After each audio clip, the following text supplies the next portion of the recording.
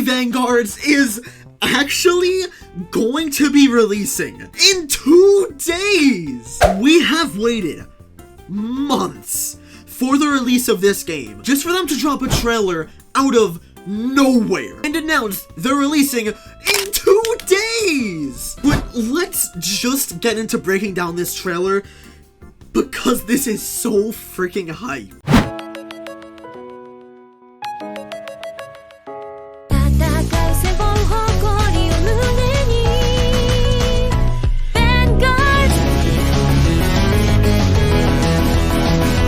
First thing you see in the trailer is the new lobby, which I think is really good. They didn't copy the Anime Adventures lobby or make something very identical to the Anime Defenders lobby, which I don't know why they would. For anime tower defense standards, this is a pretty unique lobby and looks good. But also, they made an entire freaking anime theme song for this trailer, and it slaps. It's always just a really nice touch when tower defense games do stuff like this, or just games in general. System wants me to live.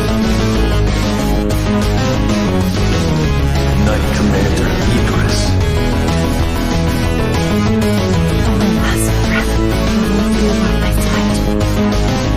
Next up here we got Sung Jin-woo, Cha-Hain, and Egress all showing off at least one of their moves, and the VFX look really good here. Like, obviously, it's nothing special, but they look a lot better than whatever this is. What are you doing, ALS?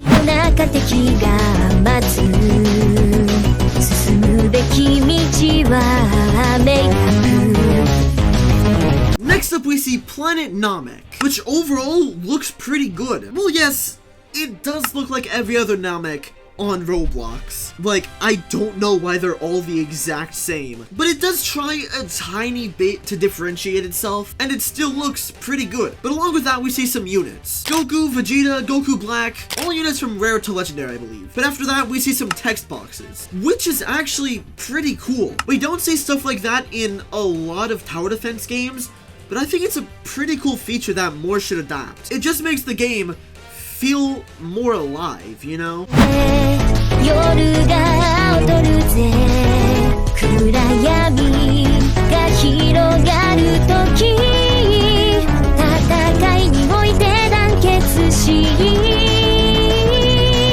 Now we get to see the hidden sand village. We see units like Naruto, Sasuke, Obito, Pain, Itachi all look pretty cool, but specifically Naruto is in a shiny form, which looks to be white and black, and that could go insanely hard. We also see more text boxes of Kasame and Itachi, who look to both be bosses for the world, and the map itself also looks pretty good. Again, the hidden sand village is a map that is adapted a lot into tower defenses, and often it looks really similar, but from the little we see from this one, it looks to be pretty unique.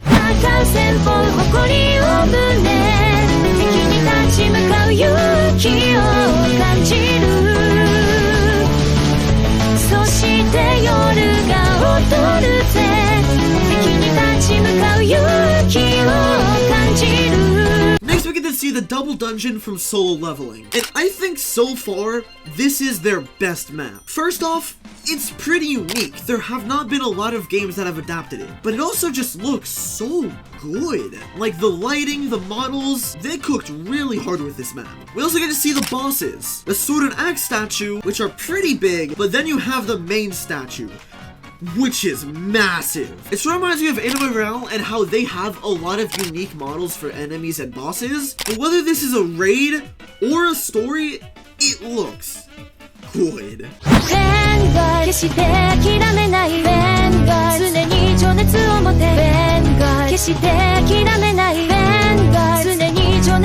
Next up is the summoning animations, which they have shown before, but I believe this one has a few tweaks and modifications to it, and overall, this is a really clean and fast summoning animation. Definitely one of the better ones for a tower defense, and I think will make for a lot better edits for summoning. Vanguards, Vanguards, Vanguards, Vanguards, Vanguards, Vanguards. Next up, they show us some mythic units like Cha-Hain and Sasuke, which we've seen so many times now. Like, I believe Chaheen and Sasuke are some of the first units they made because we've seen them so much. But Obito is actually a pretty interesting one. But his evolution with the white mask looks sick.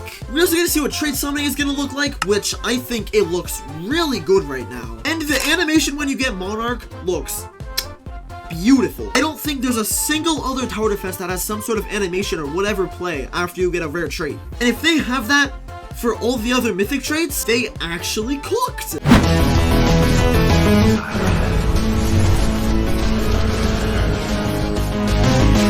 Now we're getting our first look at the banner secret, Alucard. And it looks like they actually have a summon animation when you get him. It looks so good. There's not a lot of tower defense games that have specific summon animations for one unit. So if they end up adding more banner secret units and they keep making more animations for the secret units, it's going to be so cool.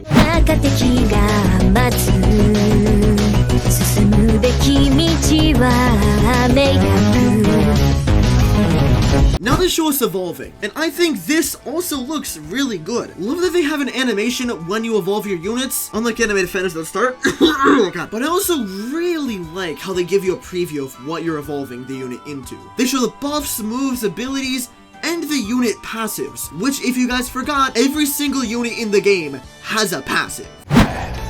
Such a shame I overestimated you.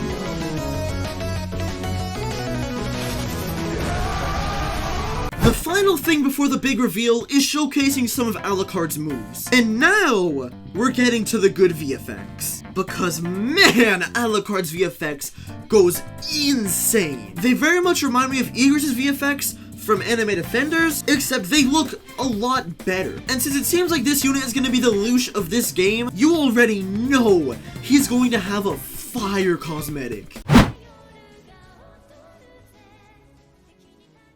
And now, we finally have the big reveal. Anime Vanguards releases Sunday, September 8th, 2024. I believe this reveal shocked everyone. There were a lot of people saying December, November, or October. I personally thought that it would come out late September, but no, they're releasing the game in 2 days, which is actually wild. Being radio silent for multiple months in a row, just for them to drop a release trailer out of nowhere and announce the release is in 2 days. I think this was an amazing trailer for them to put out after being radio silent for multiple months, and Sunday cannot come sooner, bro. But that is going to be it for this video. I do hope you guys enjoyed. Make sure to like and subscribe so I can eventually earn content creator back in the Anime Vanguard server. They took it away because I didn't meet the requirements, which is a whole other rabbit hole I'd like to go down, but not today. I'll see you guys this Sunday. Peace.